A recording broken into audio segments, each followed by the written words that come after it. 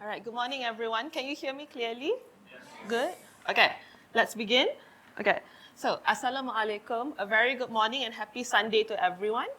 On behalf of the Japan Foundation Kuala Lumpur, we thank all of you for coming to the 8th episode of the JFKL Talk Series. My name is 𝗨𝗶𝗆𝗁 and I'm a program officer here. And we would like to thank again all of you for coming on a Sunday morning. And we look forward to the talk today. So just for our new guests here who have never been to the JFKL Talk Series, this initiative started in 2021 during the COVID-19 pandemic. And it was an online initiative, but we changed it to physical about 3 years ago. Last year was Dr. 𝗂𝗵𝗆𝗶𝗆 from UKM. The year before was another PhD student from UM. And this year, we're very grateful to have our speaker for today, Mr. Muhsein Kamarudin from University Malaya. But before I proceed any further, just to let you know that this session will be recorded and uploaded to our YouTube channel as per all of our other episodes. So I hope that by attending, you consent to be part of the footage. Okay, we have a camera here. Our PR officer back there also has one as well. Okay, to our distinguished guests, firstly, Dr. 𝗨𝗶𝗆𝗶𝗆𝗁, President of the Malaysian Association of Japanese Studies, MAJAS. Also with us today, Dr. Asmadi Hassan from University Malaya, both senior lecturers from the Department of East Asian Studies. At the same time, Associate Professor Dr. 𝗨𝗶𝗆𝗶𝗆𝗁𝗨 from Hiroshima City University. Thank you so much for traveling all the way from Hiroshima to be with us. All right.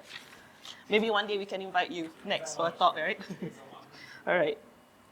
We have us today as well, Dr. 𝗨𝗶𝗆𝗵𝗀𝗀𝗶𝗶 from University of Science Malaysia, who traveled from Penang to be with us today, especially to support our speaker.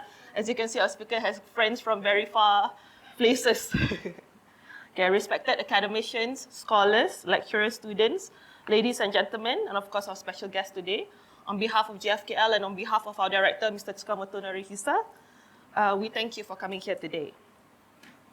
Some housekeeping rules. Again, as I mentioned earlier, you can bring snacks and drinks from the corner over there, but please be mindful when you open the packaging and when you're munching because the audio might catch, and maybe for the comfort of your guests sitting beside you. As for the flow of today's talk, the first 40 minutes will be the talk from our speaker, followed by an engagement session. He has prepared a special engagement session, so if I were you, I would pay very close attention. And then it will go straight to Q&A, so if you have a question later on, you can come straight to the standing microphone and ask your question. Because we don't have a lot of time, please state your name and your organization, but keep your questions short and sweet. A background on our speaker, Mr. Muhammad Muhsein is a PhD candidate from the Department of East Asian Studies, University Malaya. His research primarily focuses on management and behavioral sciences in the context of Japan studies. He's been invited as a speaker and attendee for many conferences, events, and roundtables, both locally and abroad, including Laos, Thailand, Korea, and also received the Japan Foundation travel grant to attend the AAS conference in Nepal last year. Today, he will present his talk titled Localization of Japanese Companies in Malaysia, the Role of Local Human Resources Managers. Without further ado, let's invite our speaker and let's give a round of applause to Mr. Muhammad Muhsein.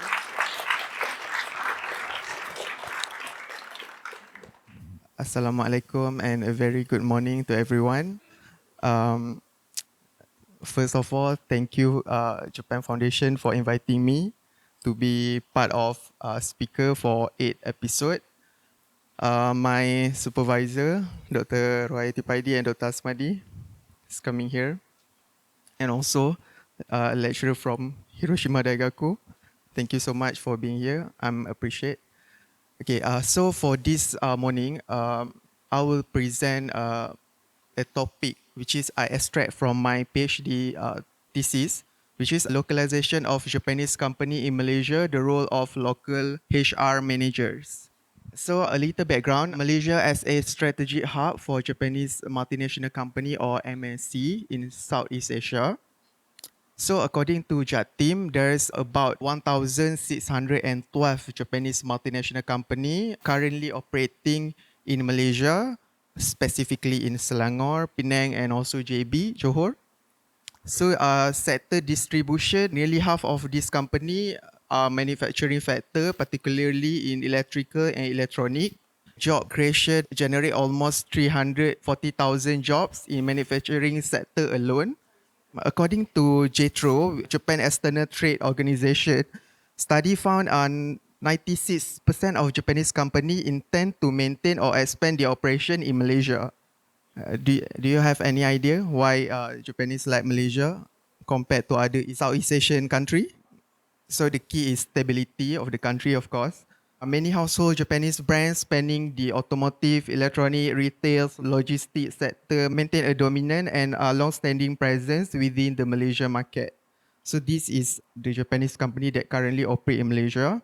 From 1,612 Japanese company contain from 15 sector, which is automotive, electronic, textile, retail, and so on. Okay, Japanese multinational company presence in Malaysia, like I say, is operate across 15 sector, including automotive, which is the largest, electronic, semiconductor, and manufacturing.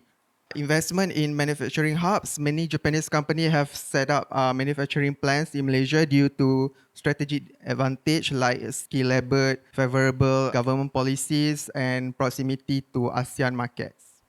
Technology and knowledge transfer. Japanese MNC often bring advanced technology, production technique, and management practice, which is contribute to Malaysia industrial development. Employment and talent development, they provide job opportunity for local and often implement training program fostering skills in areas such as engineering, IT, and quality control. Also, it gives a strong trade and economic ties. The presence of Japanese MNC strengthen Malaysia-Japan economic relationship, boosting export-import and foreign direct investment.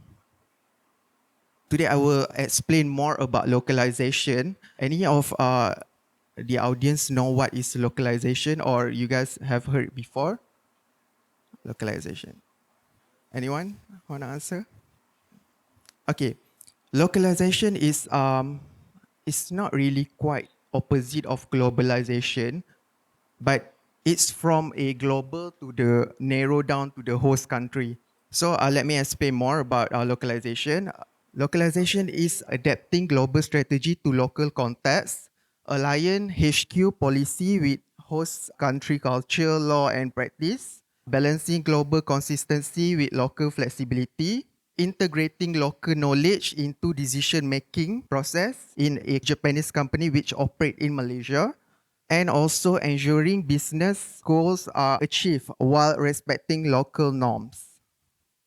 Okay, why localization matter? One of the key factors for localization is to ensure alignment with local regulation and labor standard, which every country we have like policy, business regulation.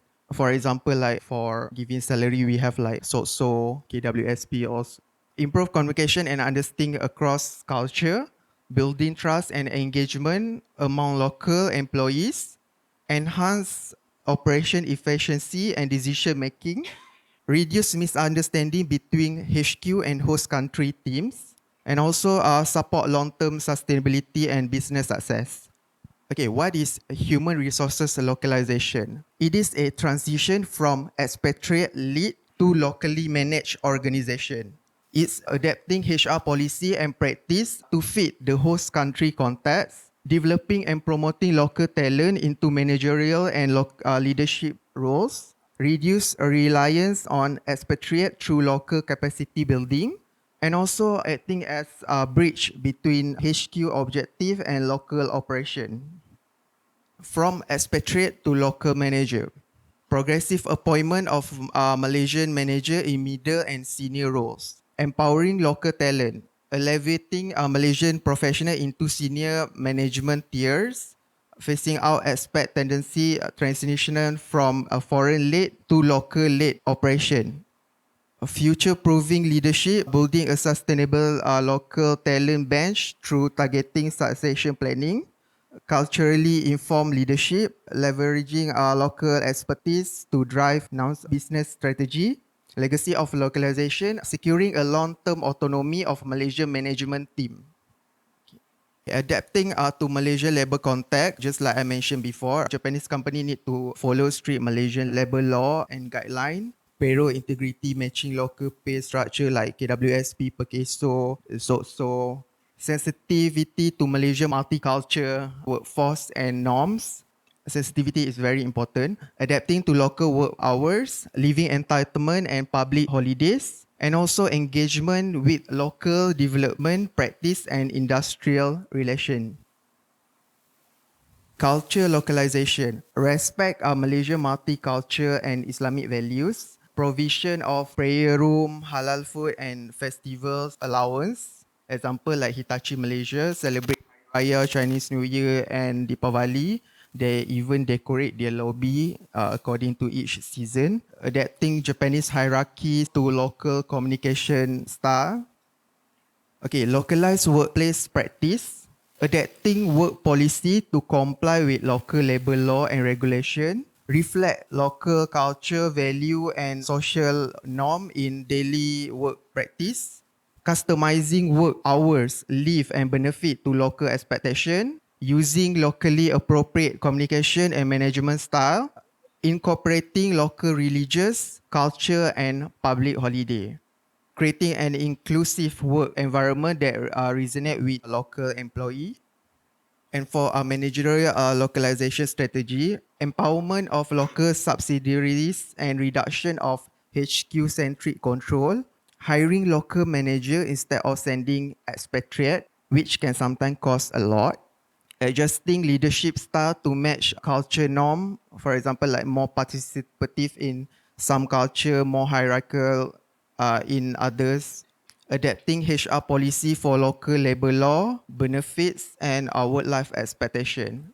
Decision-making delegation to local office rather than centralized HQ control, and localizing training program to reflect local language and practice. To build trust through localization, shift from hierarchical to relational management style. Emphasize on mutual respect and long-term relations. Localization as a trust-building mechanism. Give local office more decision-making authority to respond quickly to locals' needs. Engagement in community and social initiative, and also consistency in reliability. One of the keys in HR policy in company, which is compensation and benefit aligned with Malaysia regulation like compensation, statutory benefit, these are the mandatory for law, market competitive benefit, and alignment with Malaysian regulation.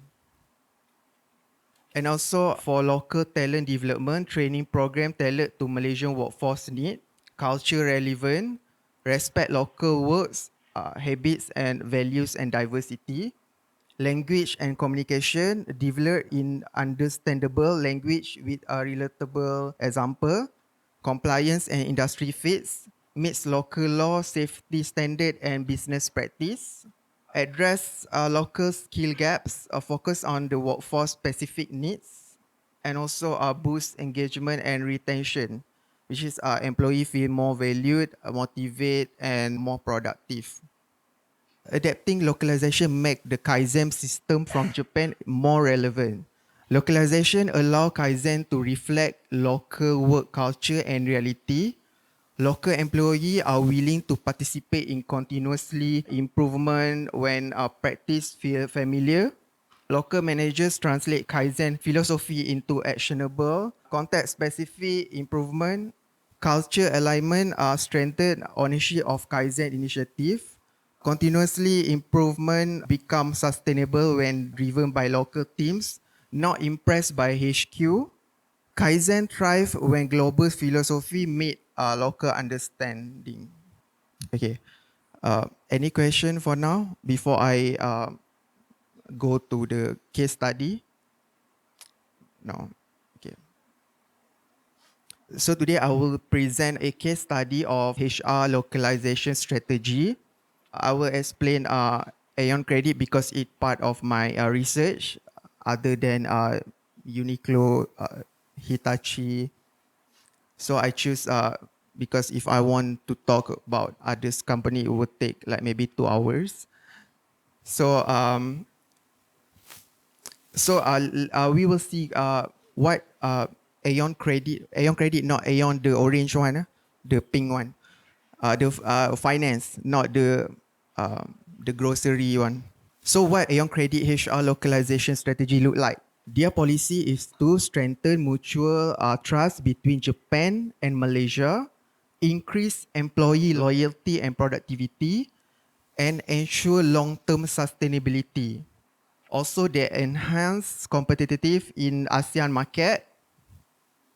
And in their HR and talent development, they have job rotation, which is by Japanese influence. HR implement structure job, which is every layer of department will going through going circle, so they know what they do.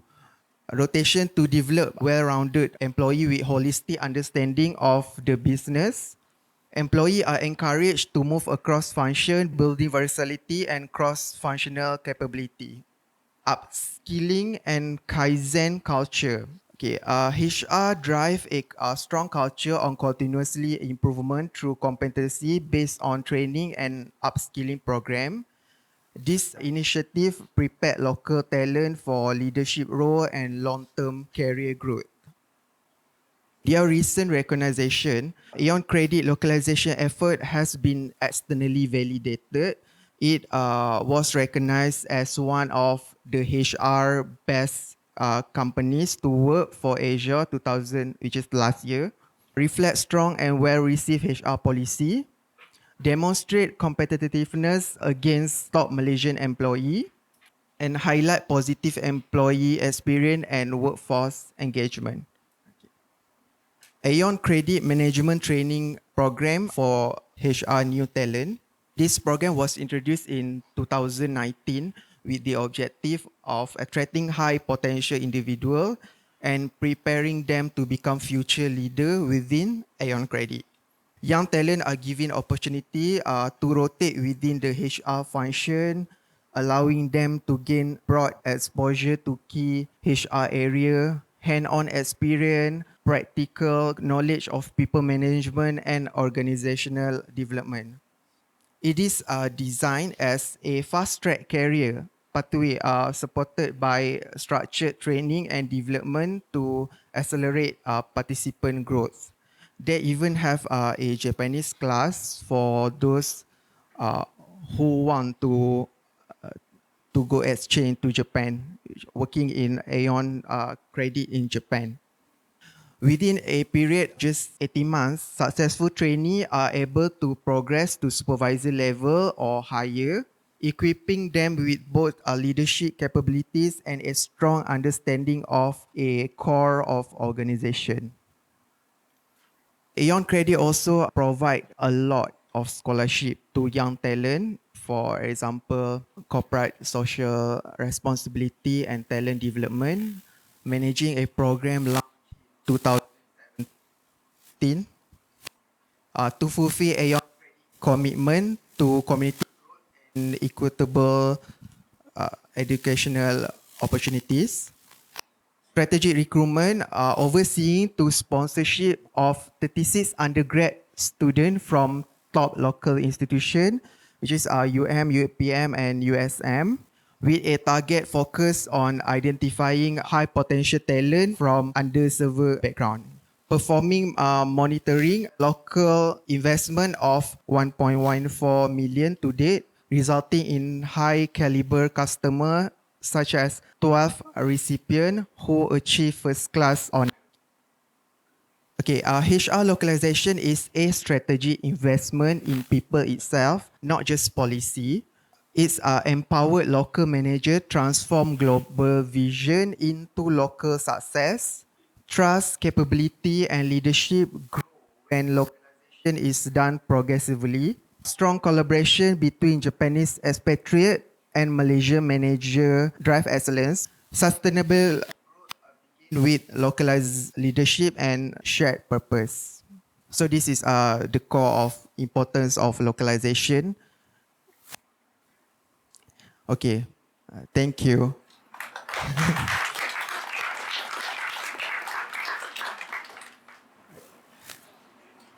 Okay, any question or I will ask question? Yeah. Hi everyone, ohayo gozaimasu. My name is Emma. I can present both because I'm alumni from and UKM. Okay, so just Set the point to my question. Firstly, thank you so much, Mr. Muhsein, for your insightful information. Based on your research study area, would you like to share with us further what is the most difficult have been faced by Japanese company to be localized in Malaysia? Thank you so much.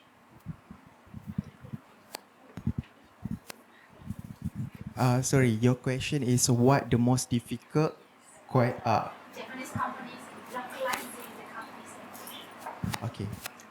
So I done a interview before with I think 14 company. Not all are willing to give their insight on HR policy, of course. But one of the most difficult thing is to adjust the culture itself. Like Japanese work style is more, how do I say, in the good way? It's more strict. Yes, you cannot leave as long as your boss is still in the office. Okay. And also, you need to be respectful to your senior, which is not all Gen Z can accept that. And also, if you talk about the data I get, yes, it's quite hard to get a real answer. Especially my interview has been done to local manager, which is Malaysian, and also Japanese expatriate, which is their boss, their superior. Okay. But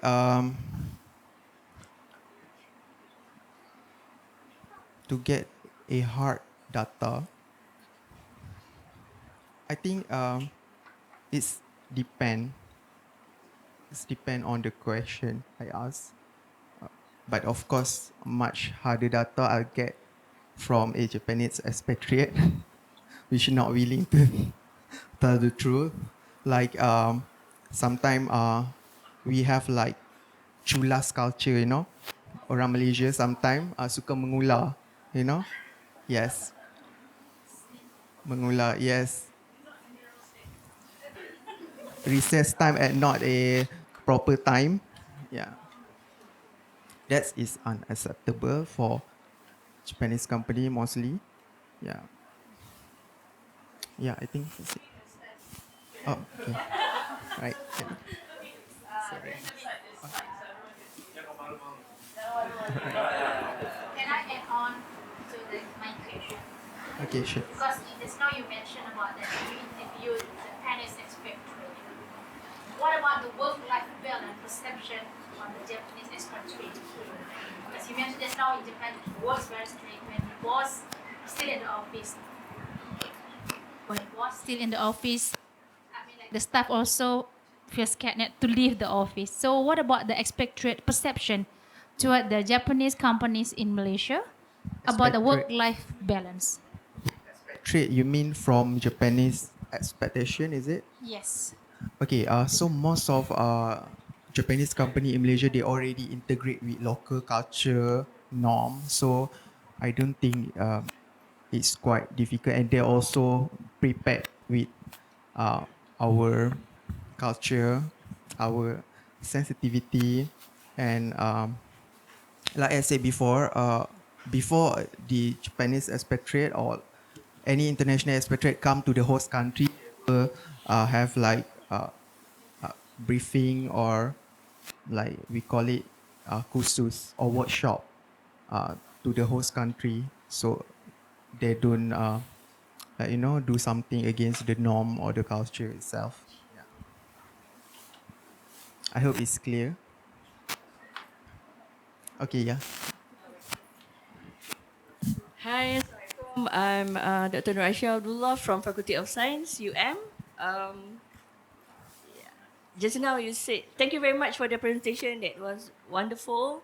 And I wish you all the best in your studies. Just now you said that you interviewed several HR manager, right? So what are among the challenges faced by the local managers, to what I can say, like sort of educate or localize the Japanese workers, for example.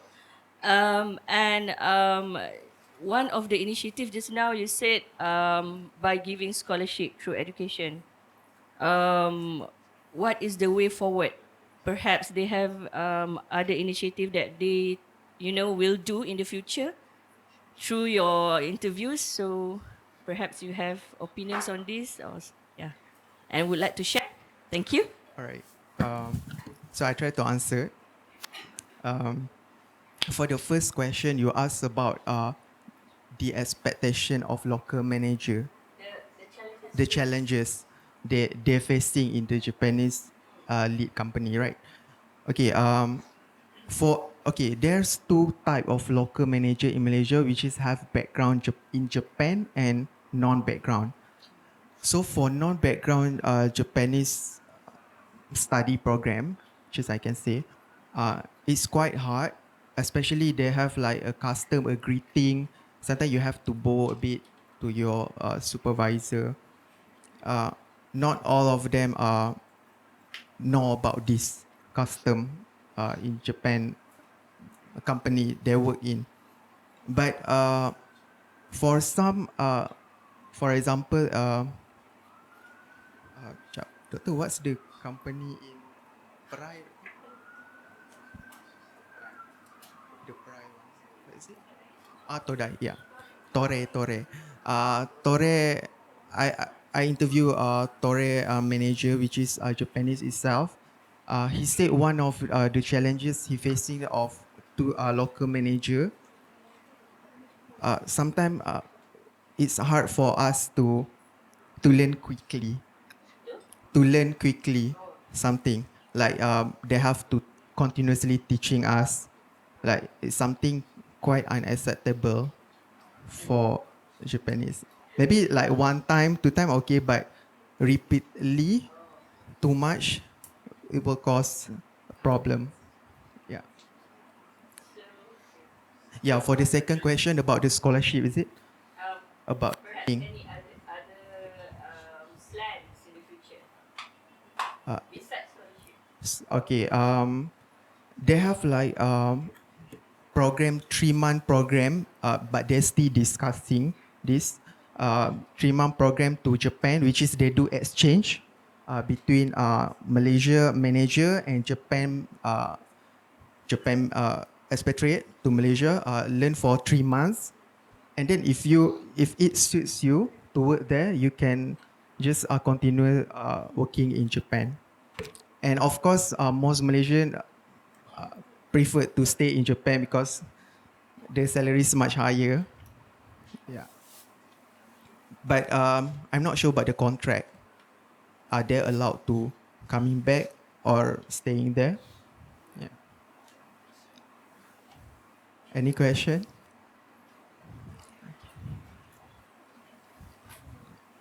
Hi. Hi, Assalamualaikum. My name is Christina from University Islam Selangor. I have a question about HR local management. What skills matter more? Is it language proficiency or cultural knowledge, or is it management ability? The skill for a new talent, is it? Okay. Actually, it depends which company are you looking for. Their requirement are different. Some need Japanese background, some don't. You can learn in the company. They will give you like workshop, like seminar for you to improve your social skills in Japanese company itself. Like Aeon Credit, they do that. They also teach basic Japanese greeting, Japanese way of working, something like that, but in the good way, which integrate with our culture. Yeah. If you ask for HR, if you have Japanese background, that's an advantage for you. And also, this thing you can learn. You can learn properly, and also always be respectful. Yep. Any question? Okay.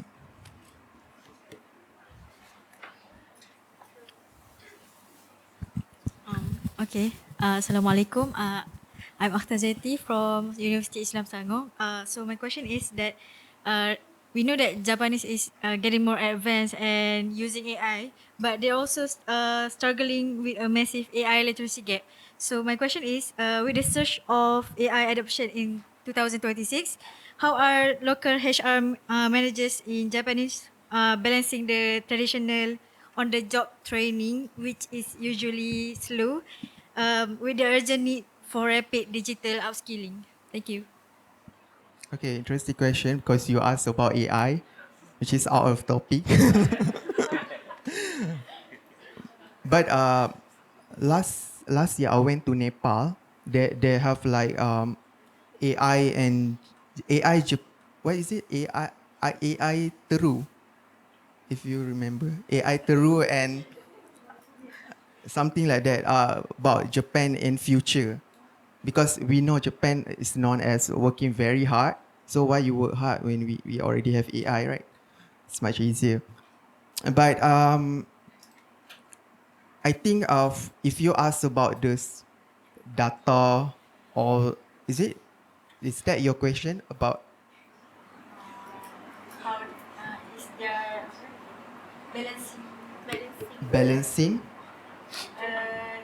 the traditional, the tradition and the AI? the tradition and AI in what way?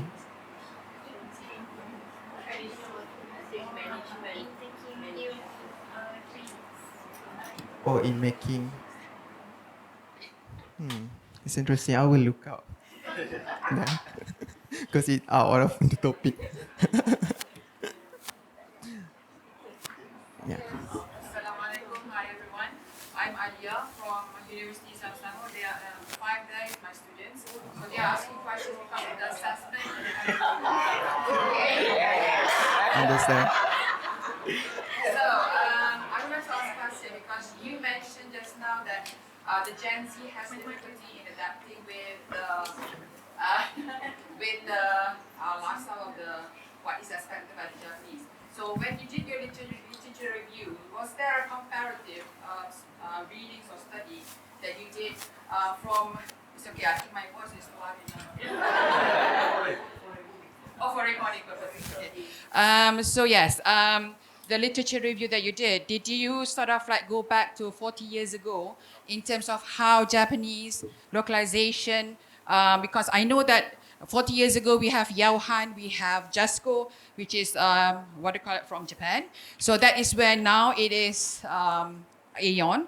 So this is where I think that the comparative study of the challenge of those workers before and now, perhaps I think there's a difference. So was there a particular research or did you find anything that is comparatively with the previous and also the nowadays? Because obviously nowadays it's the Gen Z who's working, but before it was like maybe the Gen Z. Okay, so is there any what do you call it, comparatively in terms of the human resource and adapting the lifestyle of, because when it comes to Kaizen also, because I did the last talk before by Dr. Iqbal, so he mentioned about that it is a continuous progressive about Kaizen, and you did mention about Kaizen also. So that is where I want to know whether you have done the research before and also the nowadays, what is happening nowadays. So perhaps that is can be a balance for your study whenever you are approaching the human resource and localization of Japanese in Malaysia. That's my view. All right, thank you. Interesting question. About Gen Z and a future Japanese company in Malaysia. Just like I said before, my research is more into talent development, HR, which is of course I study talent development and have Gen Z also in there. Before they been selected into the company, they have to. It's mandatory for them to enter like 3 months or 6 month class.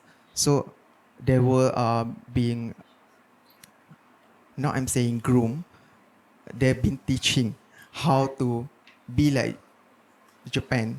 It's more like, because we know Gen Z is very sociable, yeah, and it's very opposite to the Japanese culture. Because I heard some from my previous interview, they have like Gen Z, all cameras, they need to because they like to do like social media, like TikTok. Um, that thing can be challenging for them because that's part of their life. So how do you tell the Gen Z about the new, but the Japanese establishment culture? Yeah. So I think the training helps for Aeon Credit, which is I study a lot. Training helps of how you conduct yourself, with your colleague, with your boss in a different tone, manner, and a way of speak. Yeah. So I think What I so mean was the literature review that you did. Did you sort of like did the comparative with the previous generation to groom the talent? Because I think JASCO did also had grooming the talent before. So did you do a literature review comparatively with the previous and also the current studies of maybe the studies have been done previously? Perhaps you can go into it and look into it. yeah, I think I look into, because as you say, JASCO is in the past, and mine is more into look is policy, which is quite 30 years back. Yeah. So the Gen Z one, I need to go more into in depth. Yep. Okay. Any question before we go to next? Yep. Okay. Okay. Yeah. The last one from USM lecturer. All right. Muhsein, you said that most of the company, they try to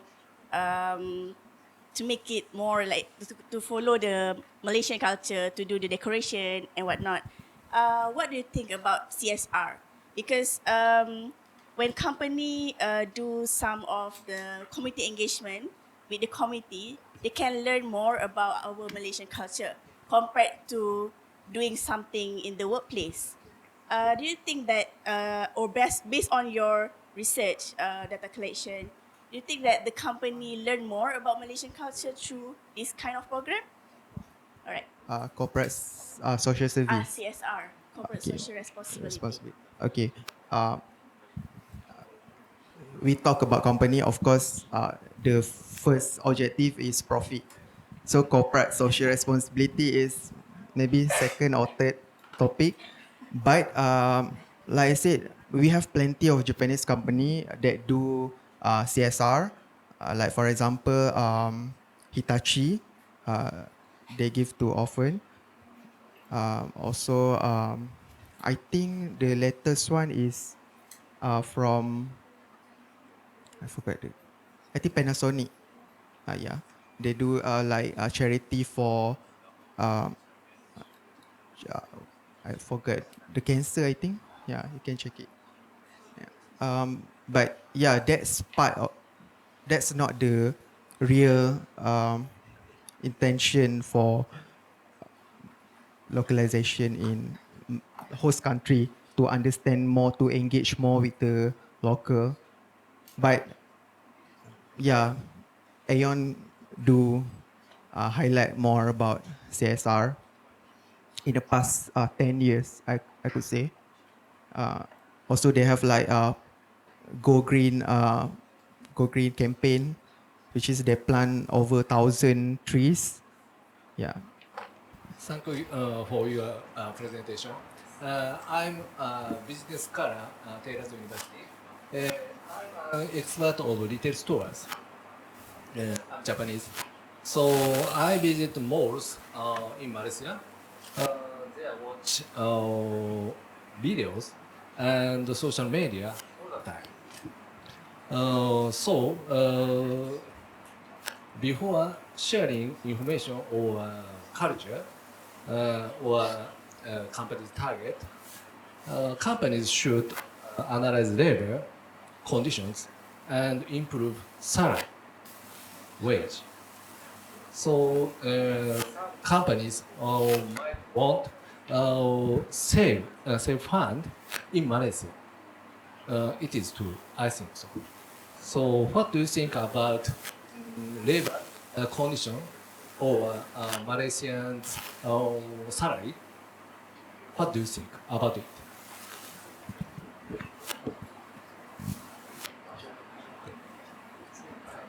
The different culture.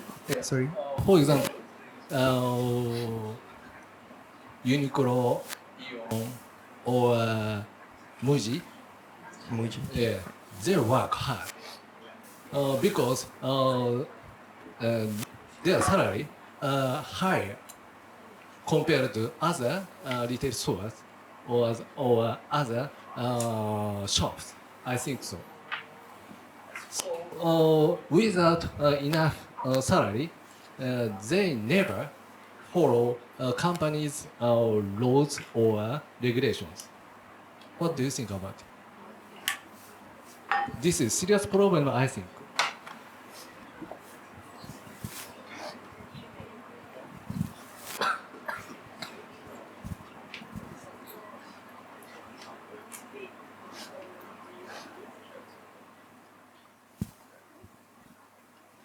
Sumimasen, you asked about the salary, is it? Yeah. Okay. The salary is higher in Malaysia compared to Nippon, is it? Certainly, Malaysian salaries are getting higher compared to before. But now there are many some staff who how can I say watch videos, social media all the time in the shop. So yes, I was shocked. In fact, because in Japan, there are no person who watch videos or social media. So yeah, from now, it is a serious problem, and maybe Malaysian people might think this sales situation would be improved. I think so. Okay, I understand your question. Okay, so basically, the gentleman asked about the Malaysian culture, which is we are very, sometimes not very serious, no? I interviewed one of Japanese manager before, and he tried to be polite because Japanese, they have like this culture, honne and tatame, which is the real what they think. And sorry, the honne is what they think and the tatame is what they say. So they don't want to hurt people feeling. So I think that's what I get from my interview before. From the Japanese manager, he does say like sometimes Malaysian we tend to take things not seriously, you know. Just about someone is not using a higher tone, we thought the person is not serious, no. Because I hope this change, especially with the Gen Z right now, everything can be quite hard to yeah. But back to your question, I think that's part I cannot answer. Yeah, but they will do a continuously development in training and development because once I heard in Aeon, they cannot use handphone. Yes. Yes, must be kept in their locker during 8-hour shift. Yeah, because that thing can very distracting. Yeah. Yeah, certainly, Ion and Uniqlo Muji is successful. But I heard their salary higher compared to other shops. This is a serious problem I think. Thank you. Yes. Because I'm not studying about Muji, but I'll look into. Thank you. Any question before? Yes, because your lecturer asked you to ask, right? No problem. Okay. We have a little present for the one that pay attention to the slide. So I will ask question. Anyone that can answer correctly will get something as a token of appreciation for coming today. Okay, first question. How many Japanese company currently operate in Malaysia? I want specific number. Okay. 1612. Are you sure? Sorry? Yes, 1614. From how many sector? 15. Okay, 15.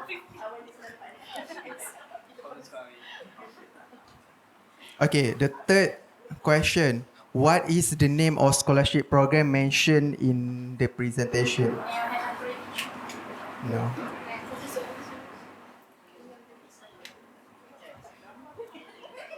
The name of the scholarship for undergrad student to Japan.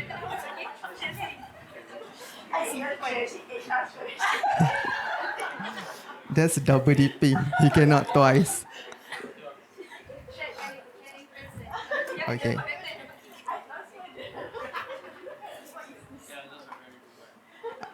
Okay, next question. How many students have been sponsored and from which university?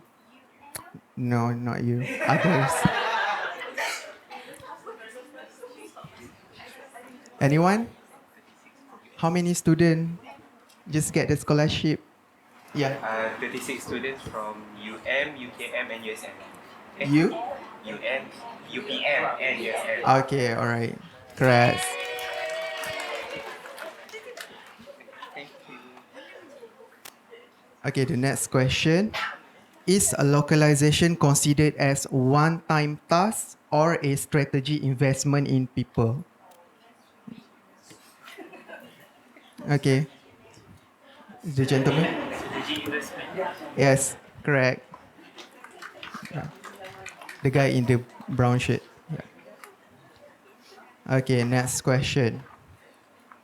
Does localization help reduce misunderstanding between the HQ in Japan and team in Malaysia? Yes. Yes. To the lecturer. Wait, how many left? How many left? Don't make. Okay, another 2. Okay, next question. True or false, Kaizen is a Japanese management concept that focuses on continuous improvement. Yes. True. That- Yep. Okay, and the last question is, why is it important for management decision to reflect local knowledge and context? No, others. Everyone except you. I repeat the question. Why is it important for what is it important for management decision to reflect local knowledge and context?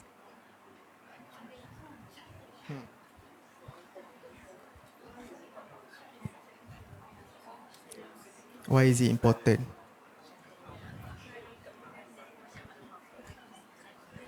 Okay, I repeat for the third time. Why is it important for management decision to reflect local knowledge and context?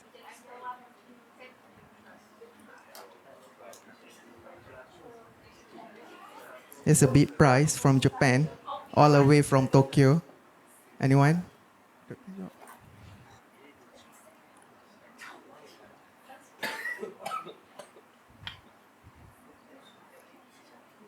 Seriously?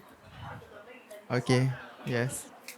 Go ahead. Why need for the localization? Because to maintain the company still relevant here, and then still need to under the sensitivity in Malaysia also, and then for the local market. Is it correct? Okay, correct. Give a big applause. Okay, I give a mic to Miss Farah to wrap up the session. Okay, thank you so much, everyone, for a very engaging session. Okay, we're so happy to see that the Q&A session ran way above time, and thank you so much, Mr. Muhsein, for imparting your knowledge on localization. All the best for your future ventures. Perhaps the next time we see you, we can call you doctor. And I'm sure there are some of you who also had questions but didn't have an opportunity to ask. We kindly ask the speaker to stay here for a few minutes to entertain your guests. But on that note, thank you so much for being here.